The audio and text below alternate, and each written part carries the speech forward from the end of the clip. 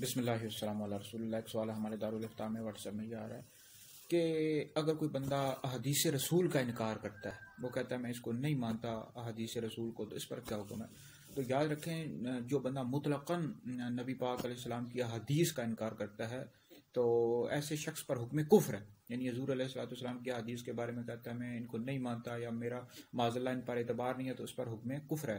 ہمارے فقہا نے لکھا ہے کہ جو بندہ احادیث رسول کا انکار کرتا ہے وہ گویا کہ نبی کریم علیہ السلام کا انکار کرتا ہے، اور جو حضور علیہ السلام کا انکار کرتا ہے وہ گویا کہ قرآن مجید کا انکار کرتا ہے۔ جو قرآن مجید کا انکار کرتا ہے گویا کہ اللہ رب العزت کا انکار کرتا ہے، اور ایسا بندہ صریح کافر اور مرتد ہے۔